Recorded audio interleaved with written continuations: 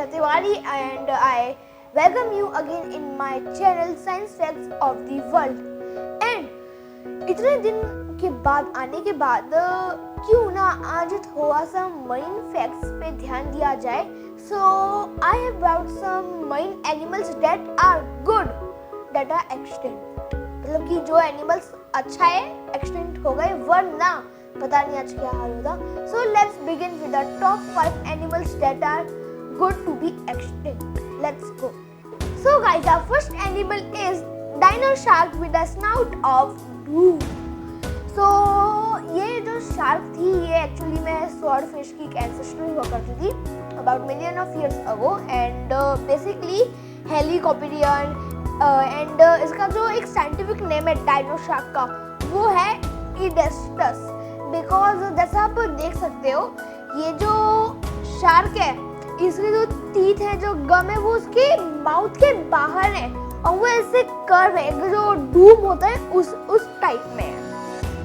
That's why is it a dino shark with the snout of doom. And actually ये जो feature है इसको वो बहुत ही ज़्यादा बेनिफिशियल था बिकॉज जो इसकी एक बोले तो एक ट्रंक टाइप, जो ये इसकी आउट ऑफ द माउथ जो ये एक स्वॉर्ड है, एक डूम स्वॉर्ड है, वो प्रेज को हर्ट करने में, उनका शिकार करने में बहुत से बहुत मदद करती थी. एंड इनकी फॉसिल्स प्रॉबेबली आज तक सिर्फ से 10 से 12 ही मिली है साइंटिस्टों को. And it means they are huge. मतलब मैगेलेंडन से 5-6 कदम दूर है बस मैगेलेंडन के साइज से. That's why they are known as the dino shark with the snout of doom. Let's get to the second animal. Our second animal is Van Loan, a 50-foot long crushing machine. And I think so आप लोगों को ये पता होना चाहिए. Its name is Titanoboa and it's very very well known because it is one of the species of the snake which had defeated T-Rex. Yes, that massive T-Rex. And for example, it was 50 feet long and 2,500 pounds and killed deer prey by constriction. And एक for example constriction का मतलब है कि किसी को जैसे जो अभी की जो मॉडर्न स्पीसीज है, एनाकोंडा हो गई, टाइटनोबोआ के अब टाइटनोबोआ एक एनाकोंडा का एक एंसेस्टर हुआ करता था. तो मतलब बहुत बेसिक है ये तो. एंड सेकेंडली जैसे आजकल जो एनाकोंडा होते हैं, हर एक स्नेक अपने शिकार का कैसे प्रे करता है, वो उसे दबोचता है, उसे इंग्लिश में कंस्ट्रक्शन बोलते हैं. एंड अब वो 50 foot long and 2,500 pounds weight करने वाला स्नेक टाइटनोबोआ तब एक किसी भी एनिमल पे, चाहे वो टी-रेक्स हो या कोई और एनी अदर डायनासोर हो, तब वो उस पर कंस्ट्रक्शन का अपना जो उसका सबसे ज़्यादा कॉमन एंड डेडलीस्ट मूव है, तब वो उसे यूज़ करता होगा. तब सोच लो उसकी क्या हालत होगी. सो उसका मतलब वो at a time death and multiple ribs fracture and bones broken. That's why it is known as the 50-foot long crushing machine. Let's get to another animal. तो इसका जो देखा जाए तो इसकी जो एक निक नेम है, जैसे सबका है 50-foot long crushing machine Titanoboa का, इसका है mega crocodile that 40x and one obviously mega crocodile है. एंड इसका जो साइंटिफिक नेम है वो है डिनोसुचस विच मीन्स टेरेबल क्रोकोडाइल. और ये जो क्रिएचर्स थे वो उनके fossils Africa and north America and Australia में मिले हैं. And these one of the जो फॉसिल्स टी-रेक्स से मिली हैं, उनमें ये क्रोकोडाइल के टीथ के निशान मिले हैं. हाँ, इसलिए साइंटिस्ट ने ये कंक्लूड किया है कि जो क्रोकोडाइल्स, मेगा क्रोकोडाइल्स थे, वो कभी ना कभी टी रेक्स से उनकी फाइट हुई है and yes they won because जो उनकी पूरी बॉडी थी टी रेक्स की जो फॉसिल वाली बॉडी थी उस पर उन्हें हर जगह मेगा क्रोकोडाइल के यानी कि डिनोसॉरस के टूथ के जो एक समझो एक जो निशान होता है एक स्कार वो मिला है and that's why it is known as a terrible crocodile. अगर हम इसके एक हाइट या एक वेट पे जाएं तो ये 35 फीट लॉन्ग होता था एंड 10,000 पाउंड्स, इतना तो इसका वजन होता था 10,000 पाउंड्स एंड ये 1/4 ऑफ द अदर क्रोकोडाइल आज के जो क्रोकोडाइल्स हैं वो उसका सिर्फ और सिर्फ 1/30 पार्ट है 1/30 पार्ट जो सब ग्रो होते हैं जो कि है approximately 10 to 12 feet. That's why it is known as a terrible crocodile. Let's get into another fact. So let's get into our lizard species and its nickname is the Komodo dragon's great granddaddy. And Komodo dragon तो मतलब आप लोगों ने कभी ना कभी net जियो पे animal wild life पे या जो लोग स्पेशली जो थोड़ा सा रूरल एरिया में रहते हैं उन्होंने कभी ना कभी तो उसे एनकाउंटर किया ही होगा। एनकाउंटर मतलब ये नहीं मतलब उसे भिड़ना मतलब उसे देखना अपनी रियल लाइफ आँखों से देखना एक कोमोडो ड्रैगन को। कोमोडो ड्रैगन एक टाइप ऑफ लिजार्ड स्पीसीज होती है जो कि आराम से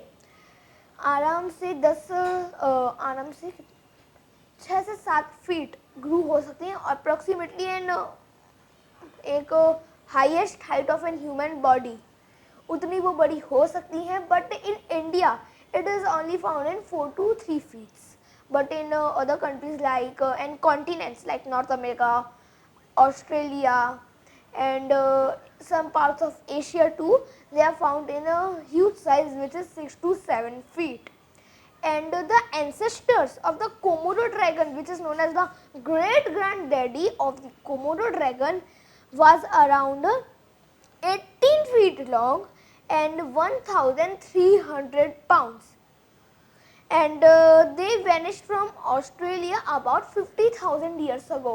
It means that they existed and they were in this world about 50,000 years long and for your more information I would like to say that it's a stuff like it's a myth like many people does not means to believe it but in many books that belong to some kings some higher personalities like समझो जो first grade के लोग होते हैं जो मतलब बहुत ही ज़्यादा रिच होते हैं या जो सुप्रीम होते हैं उन लोगों ने जो अपनी खुद की बुक्स लिखी है या डायरी लिखी है उनमें उन लोगों ने लिखा है कि हमने ऐसे टाइप के कोमोडो ड्रैगन से एनकाउंटर किया है जो Australia some part of Asia जैसे मैंने आपको कहा उधर उन्हें मिली है एंड देखा जाए तो it's a serious matter because अगर वो 50,000 ईयर्स अगो वैनिश हुई हैं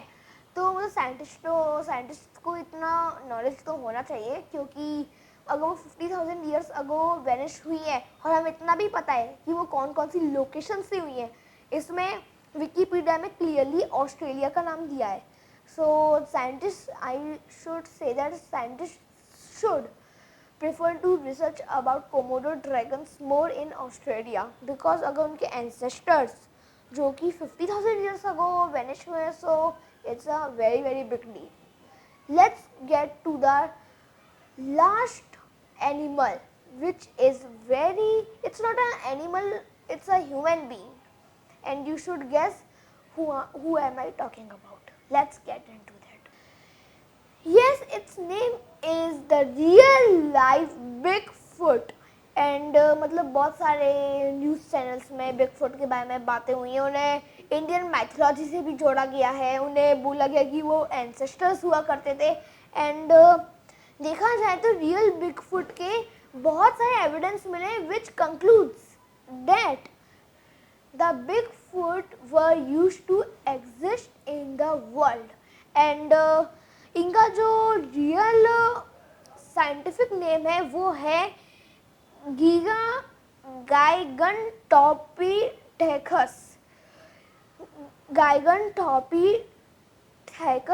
which were used to roam in Asia up to 100,000 years ago. 100,000 years ago. ये डायरेक्ट एंसेस्टर्स थे आज के मॉडर्न एप्स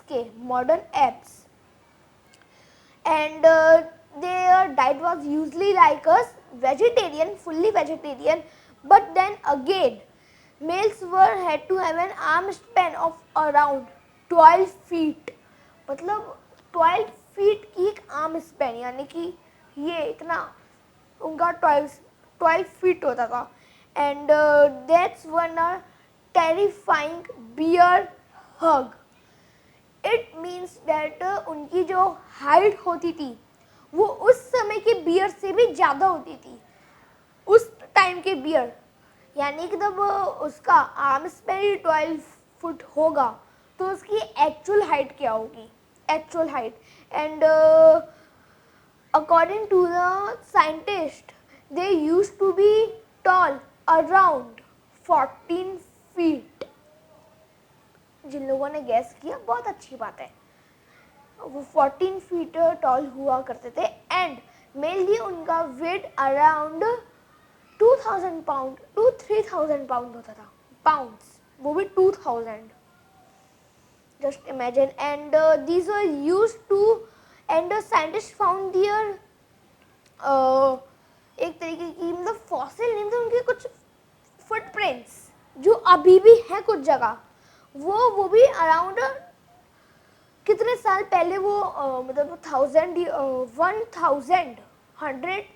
ईयर्स अगो वो अगर एक्सटेंट हो गए तो अभी भी उनके फुटप्रिंट्स कैसे मिल सकते हैं. बहुत सारे लोगों ने तो कहा कि yes they are still do exist in the world but they are hiding, they does not want to show themselves like they are not very secret creatures. But recently there's no such thing like Bigfoot or a real life Bigfoot that's been discovered in 20th century. But it's a little mysterious that how good scientists found a footprint which is around 10 feet broad. 10 feet broad, यार मतलब 10 feet broad कैसे possible है. And जो real life Bigfoot होते थे वो actual में हिमालयाज में ही पाए जाते थे according to the scientist, because they use to love the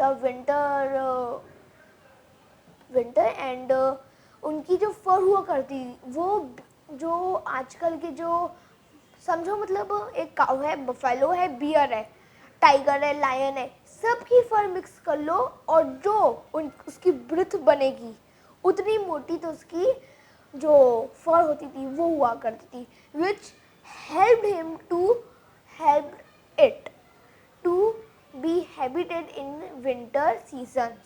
That's why they were used to seen in Himalayas and cold areas. So that's for it for today and उम्मीद है अगले एपिसोड में दोबारा से मिलेंगे और कमेंट सेक्शन में बताना कैसा लगा और नेक्स्ट एपिसोड कौन से टॉपिक पे चाहिए वो भी बताना, क्योंकि रिसर्च करने में टाइम लगता है यार, ऐसे थोड़ी ना बात बनती है. चलो ठीक है, meet you in the next episode. Thank you.